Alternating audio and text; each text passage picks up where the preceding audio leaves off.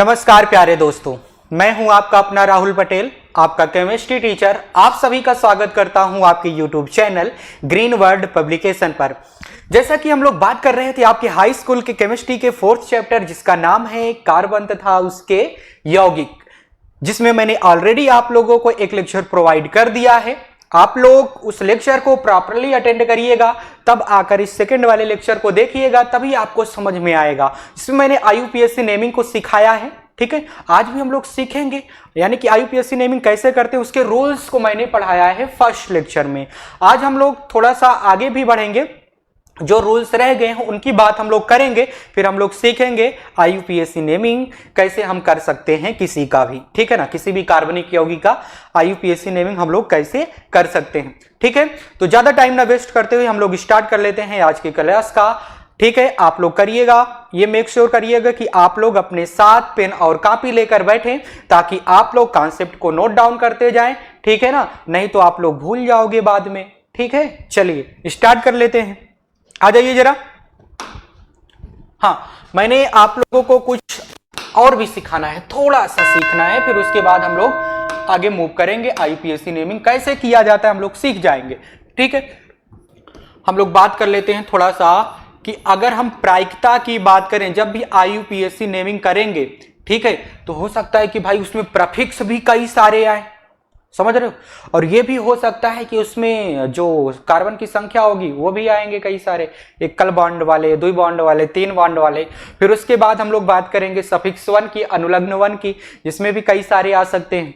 फिर उसके बाद हम लोग बात करेंगे किसकी बात करेंगे भाई साहब, सफिक्स 2 की, यानी कि सफिक्स 2 में कई सारे आए थे ना। अभी जो मैंने सफिक्स 2 लिखाया नहीं था, क्रियात्मक समूह, जो लेक्चर पिछला वाला आप लोगों को दिया गया था उसमें मैंने क्रियात्मक समूह लिखाया था ना।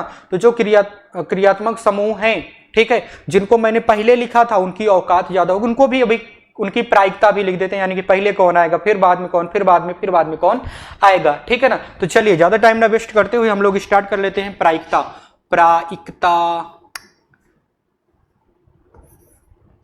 प्रायिकता की अगर हम बात करें, जिसको प्रायोरिटी कहा जाता है इंग्लिश में,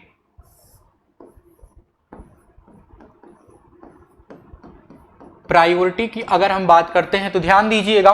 प्रायोरिटी में पहले आपको प्रिंसिपल फंक्शनल ग्रुप को देना है, यानी कि ये कब करना है, जब हम प्रायिकता कब करना है, जब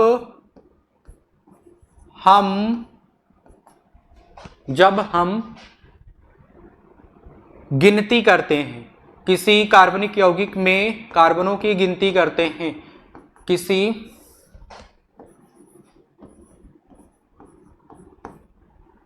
जब हम, रुक जाओ, ऐसा नहीं लिखते, पहले इसको हटा दें, कलर चेंज करते हैं, पतला करते हैं इसको यार, नहीं इतना ज़्यादा मोटा से नहीं चलेगा। हाँ,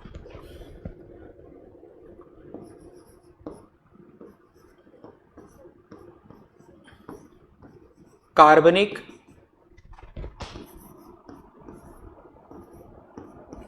यौगिकों में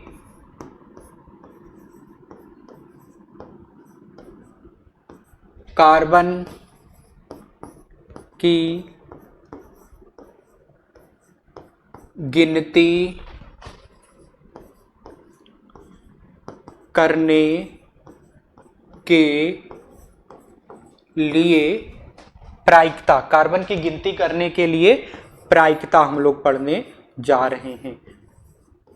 यानी कि गिनती किधर से करें, किसको पहला नंबर देना है, समझ रहे हो कि नहीं समझ रहे हो। माने कि हमें कार्बन की एक श्रृंखला तो दे दी जाएगी, अब हम उसमें गिनती किधर से करें, समझ रहे हो ना, उसमें हम गिनती किधर से करें, ये बात हम लोग सीखने जा रहे हैं प्रायोरिटी ऑर्डर में, ठीक है। चलिए ध्यान दीजिएगा, ध्यान दो। जब भी हम गिनती करते हैं, मान लो आपको कोई कार्बनिक यौगिक दे दिया गया है, जैसे हमें दे दिया गया है, ऐसे दे दिया गया है CH3 bond CH2 bond C bond Cl bond C, ठीक है।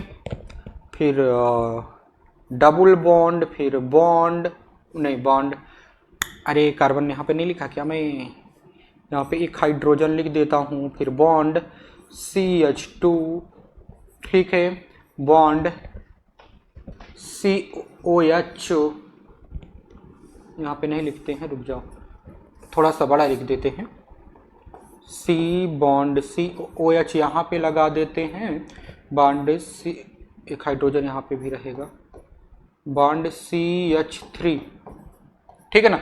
आपको ऐसे तरीके से कोई भी यौगिक दे दिया जाएगा, ठीक है, तो उसमें आप किसकी प्रायिकता सबसे पहले लिखोगे, किसकी प्रायिकता पहले लिखोगे। आप लोग इसका स्क्रीनशॉट लो, नहीं तो जगह तो है, लिख देते हैं।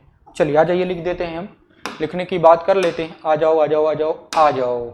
चलिए प्रायिकता की अगर हम बात करें तो प्रायिकता में पहले आप गिनती किधर से करोगे, जिधर से PFG नजदीक पड़े, यानी कि पहले PFG आए उधर से आप गिनती करो, यानी कि प्रिंसिपल फंक्शनल ग्रुप, यानी कि क्रियात्मक समूह, ठीक है ना। अभी जो मैंने आपको पिछले लेक्चर में क्रियात्मक समूह दिया था, वो क्रियात्मक समूह अगर पहले जिधर से आएंगे उधर से ही कार्बन की गिनती करना है। फिर उसके बाद ये देखना कि डबल बॉन्ड, पहले तो इसको देख लेना, अगर मान लो ये नहीं है बाई चांस, या है भी है या फिर नहीं है, फिर आ जाना किसको ढूंढने के लिए, देखना कि मल्टीपल बॉन्ड्स किधर हैं, यानी कि जिस तरफ ज्यादा बॉन्ड होंगे, द्विबंध त्रिबंध कहां पे हैं, मल्टीपल बॉन्ड्स किधर हैं, यानी कि द्विबंध त्रिबंध किधर हैं, ठीक है, उसको चेक करना।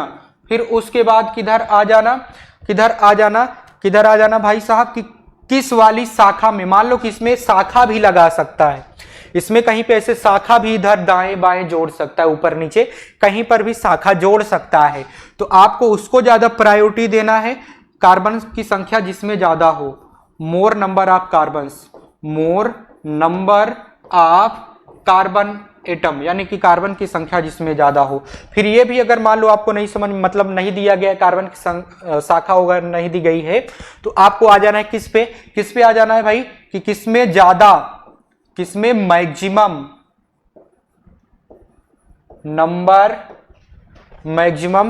नंबर ऑफ सब्स्टिट्यूएंट, यानी कि किसमें प्रतिस्थापी समूह ज्यादा हैं।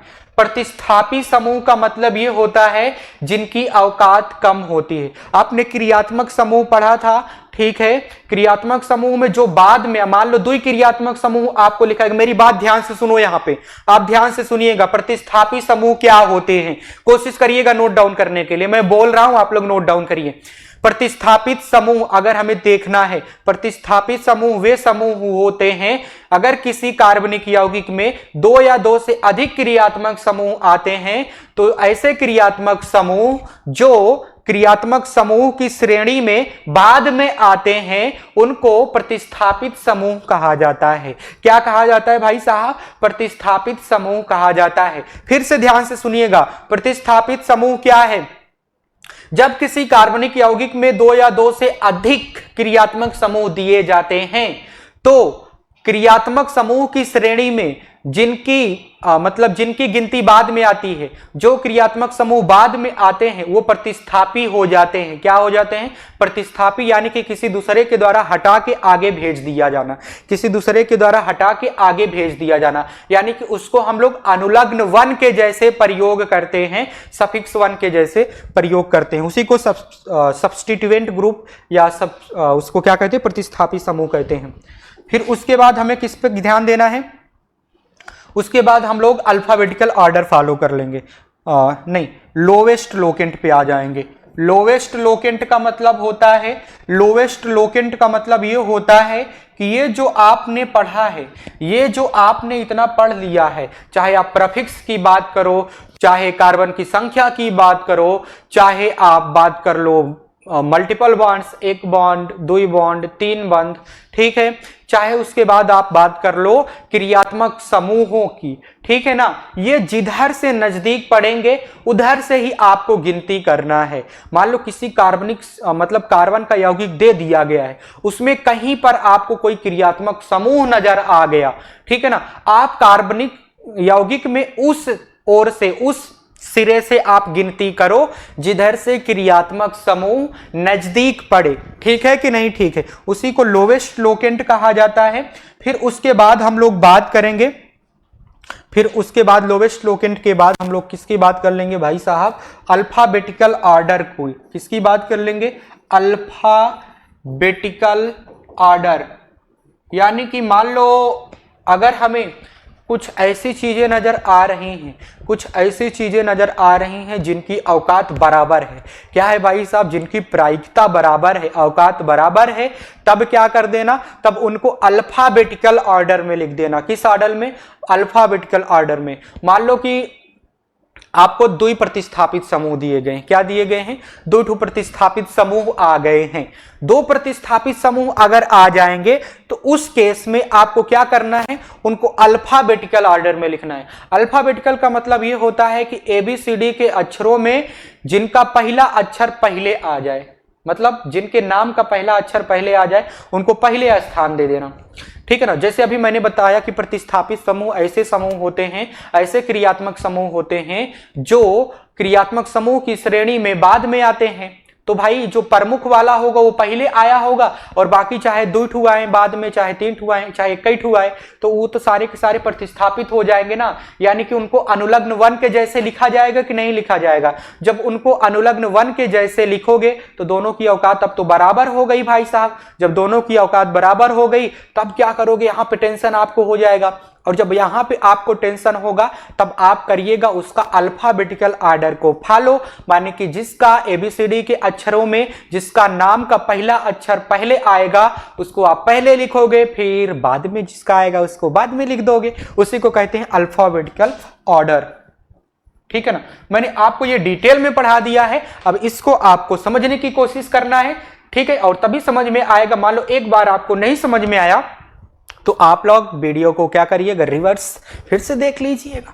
समझ रहे हो कि नहीं समझ रहे हो? इसका स्क्रीनशॉट लीजिए या फिर नोट डाउन करिए। ठीक है? हाँ, नोट डाउन करिए। आगे बढ़ते हैं। मैंने आपको सारा का सारा कॉन्सेप्ट पढ़ा दिया है। एक दो एग्जाम्पल करके देख लेते हैं, फिर हम लोग क्वेश्चंस पे मूव कर जाते हैं। ठीक है ना? चलिए इसको सेव करते हैं। सेव करने के बाद हम लोग क्या करते हैं? इसको क्लीन क्या कर देते हैं भाई साहब? क्लीन करते हैं। आ जाइए, एग्जाम्पल की हम लोग बात करने जा रहे हैं। कुछ IUPAC नेमिंग के एग्जाम्पल की बात कर लेते हैं। ठीक है? मान लीजिए आपको दिया गया है, पहले एल्केन एल्कीन एल्काइन को सीख लेते हैं। आपको दिया गया है, क्या दिया गया है? CH3 bond CH2 bond CH3। ठीक है? इसका नाम क्या हो जाएगा? बताइएगा जरा कमेंट में जाकर के, इसका नाम बताइएगा क्या हो जाएगा इसका नाम। अच्छा, चेक करो कि ये आपके एल्केन पे बैठ रहा है। मान ली कि इसमें देखो जरा, सारे के सारे कार्बन आपस में तो सिंगल बॉन्ड पे हैं, यानी कि इसकी संरचना से हमें पता चल रहा है कि ये सिंगल बॉन्ड के द्वारा जुड़े हैं, तो इसका मतलब ये एल्केन ही है। क्या है भाई साहब? एल्केन ही है। और एक कार्बन 4 बंध बनाता है, तो ये चेक कर लो कि ये जो 3 कार्बन इसमें दिए गए हैं क्या वो 4 बंध बना रहे हैं कि नहीं बना रहे हैं?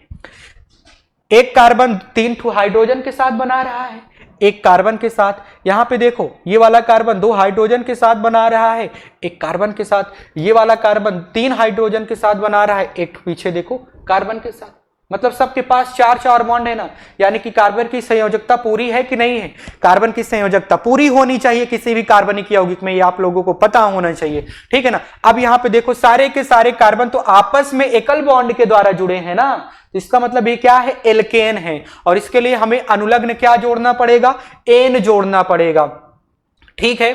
अब इसकी गिनती करते हैं। पहले क्या करते हैं? गिनती करते हैं। ठीक है? गिनती चाहे जिधर से करो, है तो उतना ही ना, 1 2 3 कार्बन। क्यों चाहे जिधर से इसमें गिनती करो? क्योंकि भाई साहब इसमें ना तो क्रियात्मक समूह है, ना प्रतिस्थापित समूह है, ना ही परफिक्स आ रहा है, सिर्फ कार्बन की संख्या दिया गया है। ठीक है कि नहीं? ठीक है, सिर्फ कार्बन की संख्या दिया गया है और उसमें बॉन्ड दिए गए हैं, बंध, कार्बन कार्बन के बीच में बंध दिए गए हैं। ठीक है ना? कोई क्रियात्मक समूह नहीं, कोई प्रतिस्थापित समूह नहीं, कोई प्रफिक्स यानी कि पूर्व लगने वाला समूह नहीं, कुछ भी नहीं दिया गया है। तो इसका मतलब देखो जरा, इसमें अगर सिंगल बॉन्ड है तो एल्केन है। सिर्फ गिनती करो। क्या करो? गिनती करो। अब गिनती कैसे करोगे भाई साहब? गिनती तो आप कर लोगे, एक कार्बन के लिए मेथ लिखते हो, 2 कार्बन के लिए एथ लिखते हो, 3 कार्बन के लिए क्या लिखते हो? प्रोप लिखते हो। तो आप लिखिएगा प्रोप। क्या लिखिएगा भाई साहब? प्रोप लिखिएगा। मैंने बताया था कि जब आप प्रोप लिखते हो तो यहां पे ई भी होता है। ठीक है ना? और जब इसमें एन जोड़ोगे, क्या जोड़ोगे भाई साहब? एन, क्योंकि सारे के सारे कार्बन आपस में एकल बॉन्ड के द्वारा जुड़े हैं, तो ये जो ई है ये हट जाएगा। क्या हो जाएगा भाई साहब? हट जाएगा। तो ये क्या बन जाएगा? आपका प्रोपेन बन जाएगा। क्या बन जाएगा भाई साहब? ये प्रोपेन बन जाएगा, ये बन जाएगा प्रोपेन। ठीक है कि नहीं? ठीक है, ठीक है ना। आगे बात कर लेते हैं, आगे एग्जांपल की बात कर लेते हैं। आपको दिया गया है CH2 double bond CH bond CH3 आपको दिया गया है। ठीक है ना, क्या दिया गया है? CH3, माने कि अब इसमें चेक करो, इसमें चेक करो कि क्या क्या इसमें दिया गया है। इसमें तो हमें कुछ भी नहीं नजर आ रहा है, सिर्फ एक चीज नजर आ रहा है कि इस कार्बनिक यौगिक में दो कार्बन के बीच में द्विबंध है ना, द्विबंध। ये देखो द्विबंध नजर आ रहा है कि नहीं आ रहा है? सभी को आ रहा है भाई साहब? हाँ आ रहा है। अब क्या करें भाई साहब, द्विबंध नजर आ रहा है तो द्विबंध के लिए तो एल्कीन होता है, यानी कि लास्ट में आपको ईन जोड़ना है। क्या जोड़ना है? ईन। तो पहले कार्बन की गिनती कर लो, और गिनती किधर से करोगे? जिधर से द्विबंध नजदीक पड़ेगा। अल्फाबेटिकल अभी प्रायोरिटी लिखाया था कि नहीं लिखाया था? लिखाया था ना।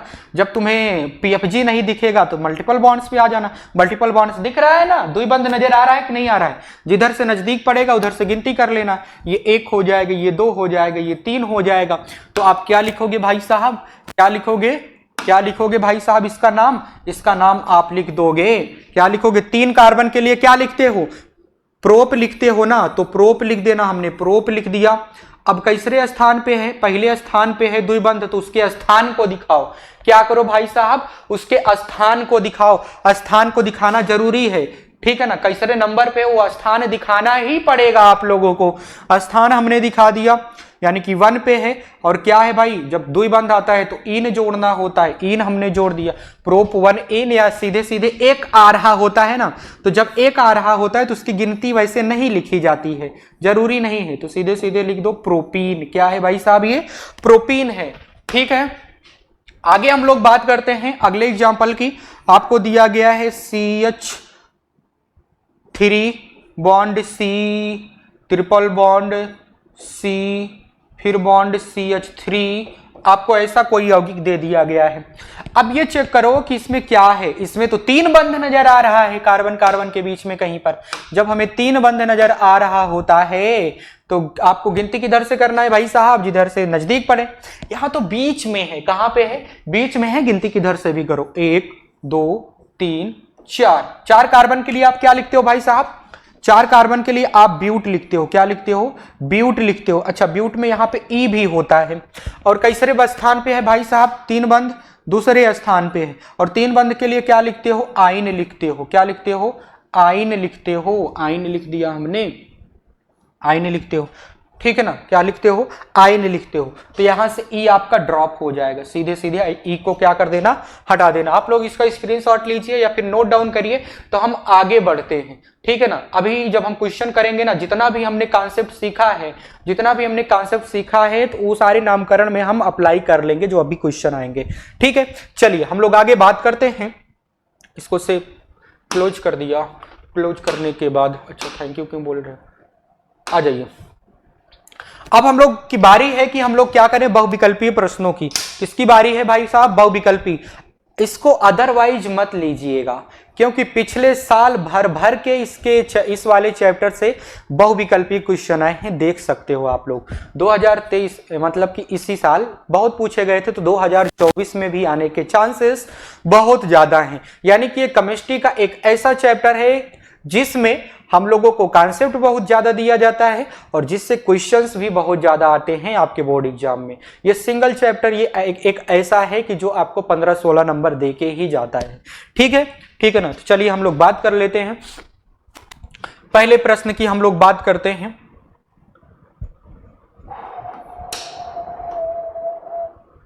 ठीक है, पहले प्रश्न की हम लोग बात करते हैं। कह रहा है कि निम्नलिखित में एक असंतृप्त हाइड्रोकार्बन है। असंतृप्त हाइड्रोकार्बन का मतलब क्या होता है भाई साहब? असंतृप्त का मतलब होता है कि उसमें कहीं पे द्विबंध या 3 बंध नजर आए। क्या हमको दिखे भाई साहब? द्विबंध या 3 बंध नजर आए तो उसको असंतृप्त कहते हैं। ठीक है ना, यानी कि एल्कीन, एल्काइन ऐसे हाइड्रोकार्बन होते हैं या कार्बनिक यौगिक होते हैं जिसमें द्विबंध या 3 बंध नजर आते हैं और वो असंतृप्त होते हैं, अनसेचुरेटेड होते हैं। जब सारे के सारे कार्बन एकल बॉन्ड से जुड़े होते हैं, माने कि एल्केन में, तो एल्केन तो संतृप्त होता है, लेकिन एल्कीन,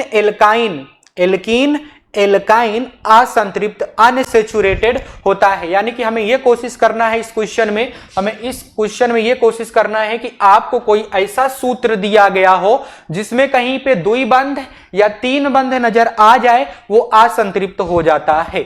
ठीक है, चलिए चेक करते हैं। ये इस वाले का संरचना बना लेते हैं पहले।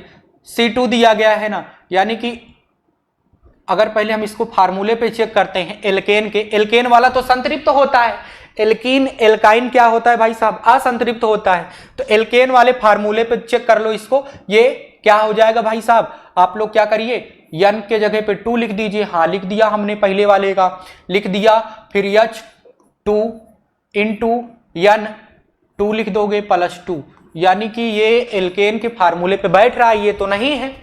ठीक है, एल्केन के फार्मूले पे बैठ रहा है, ये तो नहीं है।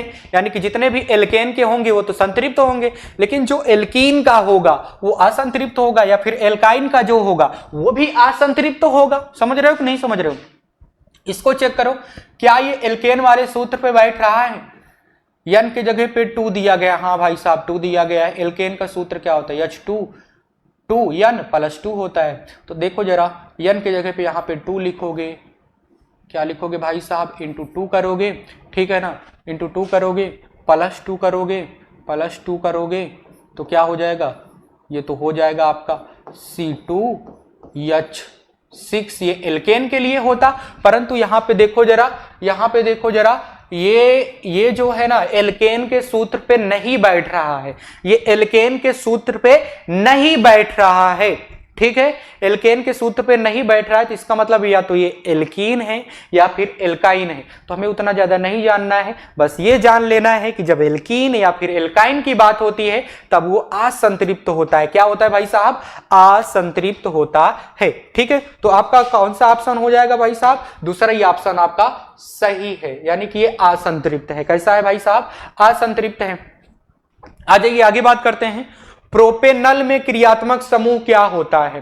प्रोपेनल कह रहा है, क्या कह रहा है, प्रोपेनल। ठीक है, आपसे कह रहा है प्रोपेनल, ठीक, नल, एल, ऑल नहीं कह रहा है, प्रोपेनल। यानी कि अगर हमें नल कहा जाता है तो अल हमें देखना होता है। अल किसके क्रियात्मक समूह का अनुलग्न है भाई साहब, बताइए जरा कौन से? ये तो होता है एल्डिहाइड का। किसका होता है, एल्डिहाइड का। जाके देख लेना पिछला लेक्चर, ठीक है ना, जो फर्स्ट वाला लेक्चर आपका है उसको जाके देख लीजिएगा। एल्डिहाइड के लिए एल जोड़ता है, और एल्डिहाइड के लिए हम लोग CHO लिखते हैं, बॉन्ड CHO लिखते हैं कि नहीं लिखते हैं? देखिए जरा इसमें CHO कहां पर है, CHO पहले वाला तो ऑप्शन है कि नहीं है? चलिए, पढ़े होगे तो आप लोग को समझ में आएगा, नहीं पढ़े होगे तो भाई मैंने कितनी बार कहा आप लोगों से, आप लोग लेक्चर अटेंड करिएगा प्रॉपरली, एक भी लेक्चर को मिस मत करिएगा। ठीक है कि नहीं? ठीक है। फिर उसके बाद आता है एसिटिक अम्ल का IUPAC नाम क्या हो जाएगा?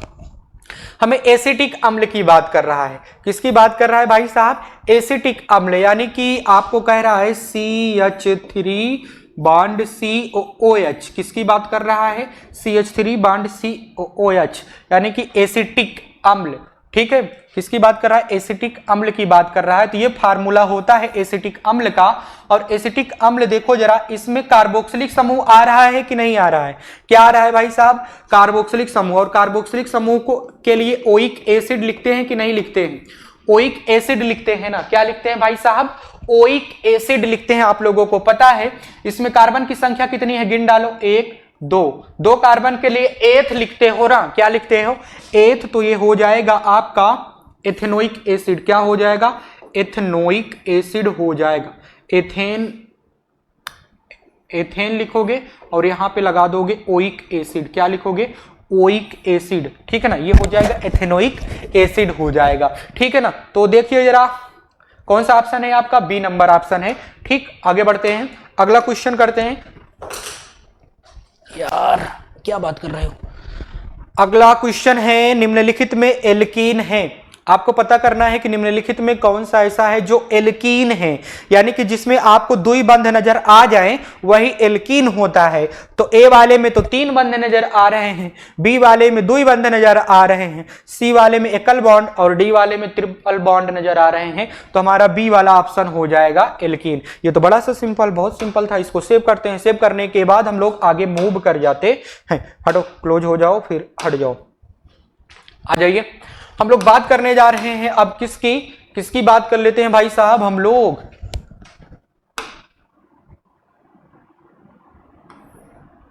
हाँ, हम लोग बात कर लेते हैं अब 5वें क्वेश्चन की। किसकी बात कर लेते हैं भाई साहब? 5वें क्वेश्चन की हम लोग बात कर लेते हैं।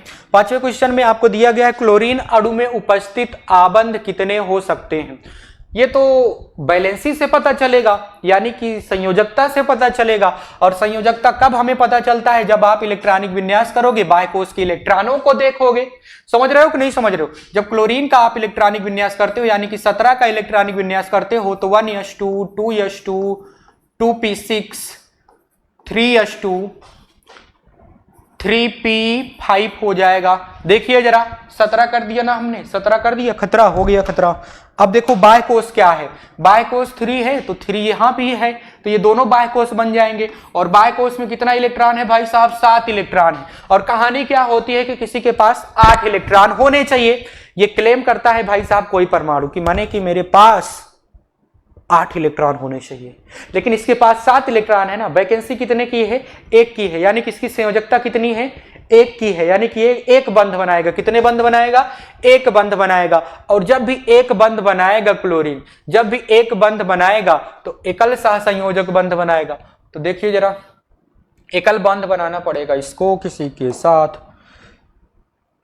हम कार्बनिक यौगिक की बात कर रहे हैं, तो कार्बन के साथ अगर ये बनाएगा तो एकल बॉन्ड बनाएगा, वो भी कैसा? सहसंयोजक बॉन्ड। ठीक है, ठीक है ना? हाँ ठीक है भाई साहब, ये आप लोग नोट डाउन करिए। ठीक, अच्छा आगे बढ़ जाते हैं, अभी तो जगह है। 6 नंबर की बात करें, 6वें क्वेश्चन की बात करें, तो कार्बन का वायु में जलकर कार्बन डाइऑक्साइड गैस बनना, इसका उदाहरण क्या है? इसका उदाहरण क्या है भाई साहब? देख लेते हैं। अगर हम कार्बन लेते हैं, ठीक है, कार्बन लिया और जब इसको जलाते हो हवा में, तो ऑक्सीजन के द्वारा जलेगा, ऑक्सीजन के द्वारा जलेगा ना। तो जब ये कार्बन डाइऑक्साइड बनेगा तो देखिए जरा क्या हो रहा है, कार्बन और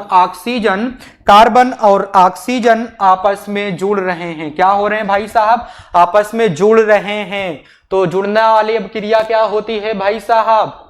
संयोजन अब क्रिया होता है कि नहीं होता है? संयोजन का दूसरा नाम होता है योगात्मक, योग होना, यानी कि जुड़ना या संयोजन होना। ठीक है कि नहीं? ठीक है, उसको योगात्मक अब क्रिया कहेंगे। तो आपका ऑप्शन कौन सा हो जाएगा भाई साहब? आपका ऑप्शन प्रथम वाला हो जाएगा। ठीक है ना? चलिए आगे बात कर लेते हैं। अगला क्वेश्चन जो कि 2023 में पूछा गया था, बहुत इंपॉर्टेंट क्वेश्चन है। कह रहा है प्रोपेनोन में क्रियात्मक समूह क्या है? प्रोपेनोन का मतलब ओन किस में आ रहा था? ओन किसका अनुलग्न था? कीटोन का ना। किसका था?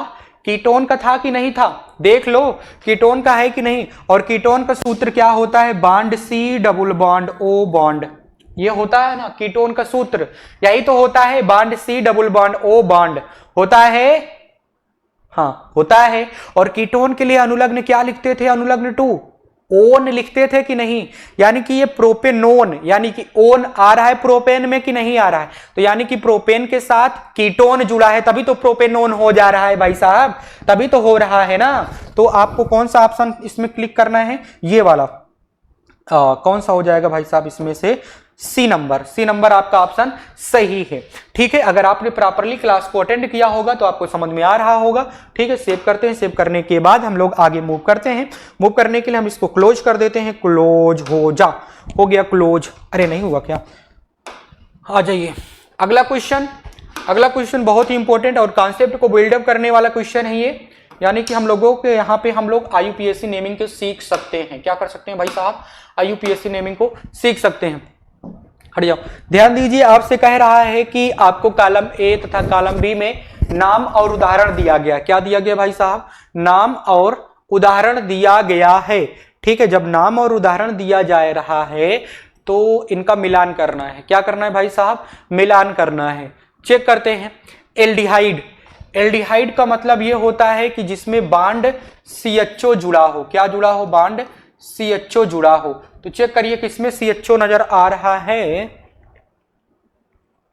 यहाँ तो COOH नजर आ रहा है, ये तो कार्बोक्सिलिक हो जाएगा ए वाले में, ठीक है, उसको नहीं लेना है, हमको सिर्फ CHO लेना है। यहाँ पे देखो CHO जुड़ा है कि नहीं जुड़ा है, जुड़ा है ना CHO, ये देखो जुड़ा है कि नहीं जुड़ा है, यानी कि ए वाला आपका आएगा बी में, ठीक है भाई साहब।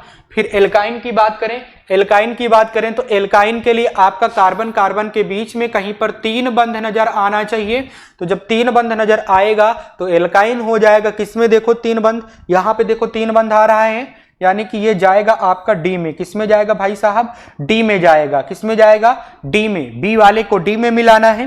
कार्बोक्सिलिक एसिड का मतलब होता है जिसमें कार्बन के साथ 2 ऑक्सीजन और हाइड्रोजन जुड़े हों, COOH हो, यानी कि किसमें 2 ऑक्सीजन और हाइड्रोजन नजर आ रहा है, इसमें, यानी कि आपको सी वाले को लेकर जाना है किसमें, ए वाले में। किसमें लेकर जाना है, सी वाले को ए वाले में लेकर जाना है, ठीक है। आपको एल्डिहाइड को कहां पे, एल्डिहाइड का मतलब सॉरी हेलो एल्केन का मतलब होता है, हेलो एल्केन का मतलब होता है कि हाइड्रोजन के साथ एल्केन जुड़ा हो, यानी कि आपको बॉन्ड आर, यानी कि एल्केन है, इसके साथ हाइड्रोजन और यक्स से जुड़ा हो। यक्स का मतलब वहां पे फ्लोरीन, क्लोरीन, ब्रोमीन, आयोडीन कुछ भी हो सकता है, यानी कि डी वाला आपका सी में जाएगा। माने कि अगर आप इसका करना चाहो तो आप ए वाले को मिला सकते हो, किसमें, ऐसे कर देता हूं मैं, यहां पे साफ साफ लिख देता हूं, ए वाला बी में जाएगा, बी वाला किसमें जाएगा, बी वाला जा रहा है किसमें भाई साहब, बी वाला डी में जा रहा है। सी वाला किसमें जा रहा है, सी वाला जा रहा है किसमें भाई साहब, सी वाला जा रहा है ए में, और डी वाला किसमें जा रहा है, डी वाला जा रहा है सी में, ठीक है, डी वाला जा रहा है सी में। आप लोग इसको नोट डाउन करिए, स्क्रीनशॉट लीजिए, बहुत ही इंपॉर्टेंट क्वेश्चन है, ये कॉन्सेप्ट को बिल्डअप करने वाला है, इसलिए मैंने इस क्वेश्चन को लिया है, ठीक है, सॉल्व भी कराया। आगे बढ़ते हैं, सेव हो जा, सेव होने के बाद इसको क्लोज करते हैं। हाँ, नेक्स्ट क्वेश्चन पे मूव करें। नेक्स्ट क्वेश्चन क्या कह रहा है कि आपसे कार्बन परमाणु की संयोजकता कितनी होती है। अरे क्या बात कर दी है यार, पहले नहीं तो पढ़ाया, पहले लेक्चर में ना पढ़ाया कि नहीं पढ़ाया। कार्बन की संयोजकता 4 होती है, बात कर लेते हैं कैसे होती है कार्बन की संयोजकता 4, ये भी तो पता होना चाहिए। कार्बन की संयोजकता आप कैसे 4 कह सकते हो, यानी कि कार्बन का परमाणु क्रमांक 6 होता है, इलेक्ट्रॉनिक विन्यास करोगे 1s2 2s2, अब कितना बच रहा है, 2 बच रहा है तो 2p2 कर दो, बाय कोस चेक करो 2 है, 2 यहां पर भी है, तो दोनों के पास टोटली 4 इलेक्ट्रॉन है। कितने इलेक्ट्रॉन है, 4 इलेक्ट्रॉन। कोई भी परमाणु यह चाहता है कि उसके बाय कोस में 8 इलेक्ट्रॉन हो, यानी कि इसके पास वैकेंसी कितने की है, 4 की, यानी कि बैलेंसी कितने की है, 4 की, यानी कि संयोजकता कितनी है, 4 है। ठीक है कि नहीं, ठीक है, संयोजकता कितनी है भाई साहब, 4 है। और तो जब इसकी संयोजकता 4 है तो 4 पे टिक लगो, आ गया ना 4।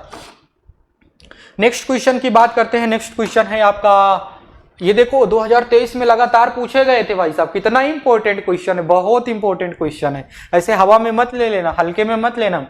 एल्काइन का सामान्य सूत्र क्या होता है, मैंने बताया था ना, जब एल्काइन की हम लोग बात करते हैं, जब हम एल्काइन की बात करते हैं तो वहां पे लिखते हैं CnH2n-2 लिखते हैं, ये एल्काइन के लिए। चेक करिए जरा इसमें कहां पे है, कहां पे है, एल्काइन की बात कर रहा है तो एल्काइन के लिए, एल्काइन की ही बात कर रहा है, देख लिया करो। एल्काइन में हमें ये वाला फार्मूला लगाना है तो कौन सा हो जाएगा भाई साहब, आपका सी वाला आंसर हो जाएगा। लेकिन यहाँ पे चेक करिएगा, उत्तर में थोड़ा सा प्रिंटिंग मिस्टेक हुआ है, उत्तर में प्रिंटिंग मिस्टेक हो गया है, कोई दिक्कत नहीं है, मैंने इसको सॉल्व करा दिया है। देखो वो होता है एल्काइन का फार्मूला, तो आपका सी वाला हो जा रहा है CnH2n-2, ठीक है, तो ये हो गया आपका आंसर। ठीक है, चलिए आगे बढ़ते हैं। अगला क्वेश्चन क्या है भाई साहब, प्रोपेन कौन होगा।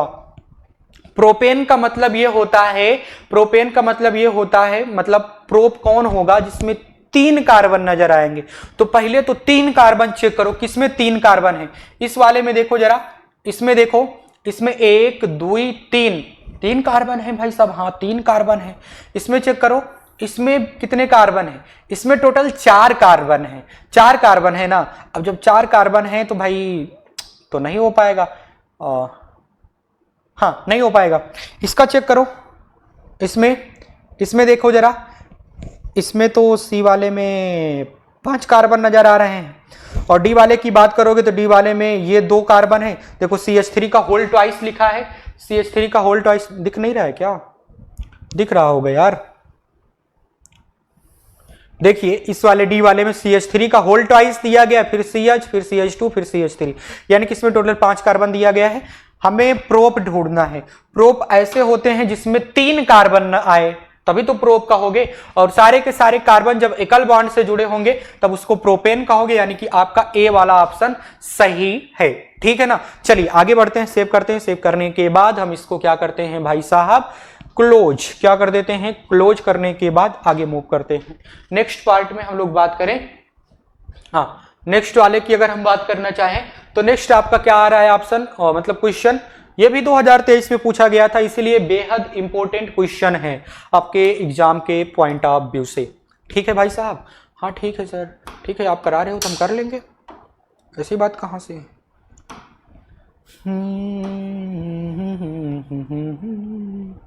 अब है कॉलम ए के रासायनिक यौगिक को कॉलम बी से मिलान करना है। चलो कोई बात नहीं, हम कर देते हैं। एसिटिक अम्ल, अच्छा प्रयोग करना है। एसिटिक अम्ल हम लोग सिरके में देखते हैं, एसिटिक अम्ल। एथेनॉल, एथेनॉल किस में देखते हैं भाई साहब, एथेनॉल का तो हम लोग स्पिरिट में देखते हैं, यानी कि ये ज्वलनशील होता है, और ये जो एथेनॉल होता है उसमें भी तो होता है एल्कोहल, वही तो है एल्कोहल, एथेनॉल जो पीते हो, पैक बनाते हो। कास्टिक सोडा की बात करें तो जो कास्टिक सोडा होता है, कास्टिक सोडा वो आपका प्रयोग किया जाता है कपड़े धोने में, नहीं, अपमार्जक कपड़े धोने में कास्टिक सोडा जो होता है ये साबुन में प्रयोग किया जाता है, साबुन बनाने में, साबुन अपमार्जक, एक मिनट, नहीं, कास्टिक सोडा आपका कपड़ा धोने में आ जाएगा। कहाँ जा रहे हो यार, कास्टिक सोडा आपका चला जाएगा कपड़ा, अरे कहाँ मिल जा रहे हो, यहां पे हम अपने से मिला देते हैं, नहीं तो गड़बड़ हो जाएगा। ए वाला जाएगा